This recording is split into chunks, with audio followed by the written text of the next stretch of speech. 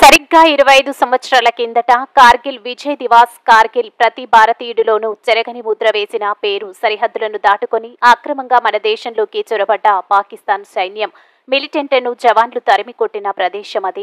కార్గిల్ను విడిపించుకునే క్రమంలో పాకిస్తాన్పై ఓ మినీ యుద్ధమే చేసింది భారత్. ఈ క్రమంలో 490 మంది ఆర్మీ అధికారులు సైనికులు వీరమరణం పొందారు. సైనిక పరంగా అత్యంత ఊహాత్మక ప్రాంతం కూడా. దీన్ని స్వాధీనం చేసుకోవడానికి కార్గిల్ జిల్లా ఉత్తర ప్రాంతంలో నియంత్రణ రేఖను దాటుకుని భారత భూభాగంలోకి ప్రవేశించారు పాక్ సైనికులు. ఉగ్రవాదులు కార్గిల్ చొరబాటును తొలిసారిగా 1999 మేలో గుర్తించారు. ఆ వెంటనే అప్పటి కేంద్ర ప్రభుత్వం సైనిక చర్యకు దిగింది. అత్యంత సంక్లిష్టమైన పర్వత పంక్తుల మధ్య 2.5 నెలల పాటు పాక్తో యుద్ధాన్ని కొనసాగించింది భారత్. దీనికి ఆపరేషన్ విజయ్ అని పేరు పెట్టింది. పాకిస్తాన్ చొరబాటుదారులను తరిమి కొట్టింది. ఆపరేషన్ విజయ్లో భాగంగా టైగర్ హిల్ ను తిరిగి స్వాధీనం చేసుకుంది. 1999 జూలై 26వ తేదీన కార్గిల్ పాక్ చెర నుంచి విముక్తి కల్పించింది. ఈ 25వ కార్గిల్ విజయోత్సవ సందర్భంగా పలాసలో పలాస కాశీబుగ్గ మాజీ సైనికుల సంక్షేమ సంఘం వారు కాశీబుగ్గ పాత బస్టాండ్ ఆవరణలో రక్తదాన శిబిరం ఏర్పాటు చేశారు.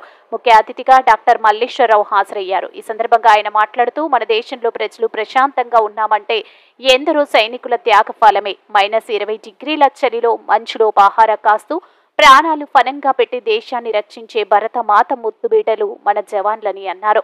ఈ కార్యక్రమానికి ముఖ్య అతిథిగా స్థానిక వైద్యులు Kuna Mohan Babu, SI Parinaidu, NCC major Madhu మరియు మాజీ సైనికులు రక్తదాతలు పాల్గొన్నారు.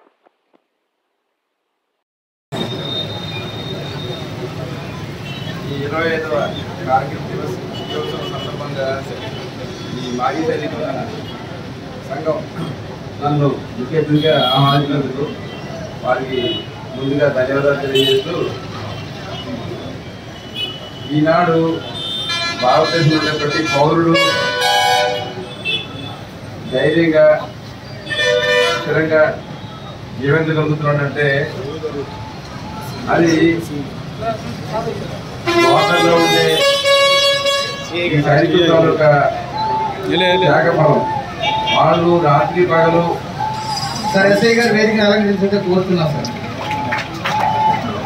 రాత్రనక పగలనక మంచు లోను అత్యధిక వేడిలోనూ కూడాను వాటర్లో అక్కడ కాపలా కాస్తుండడం వల్ల, అక్కడ సెక్యూరిటీగా ఉండడం వల్లే దేశంలో ఉండే ప్రజలంతా కూడాను 5వ కార్గిల్ విజయోత్సవ సందర్భంగా పలాస కాశీబుగ్గ మాజీ సైనికుల సంక్షేమ సంఘం నందు 25వ కార్గిల్ విజయోత్సవ కార్యక్రమం ఏర్పాటు చేయడం జరిగింది.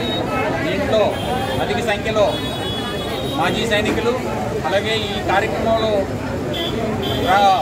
పవనపుత్ర సేవా సంస్థ వారి ఆధ్వర్యంలో రక్తదాన శిబిరం మాజీ సైనికులతో కార్యక్రమం ఏర్పాటు చేయడం జరిగింది.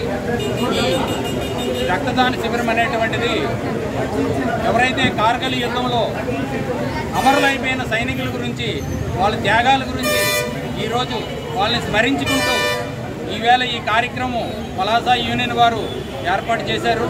అధిక సంఖ్యలో సైనికులు, మాజీ సైనికులు, అలాగే కాలేజీ స్టూడెంట్స్, పబ్లిక్ కూడా చాలామంది మా కార్యక్రమంలో భాగస్వామి ఈ కార్యక్రమం జయప్రదం చేశారు.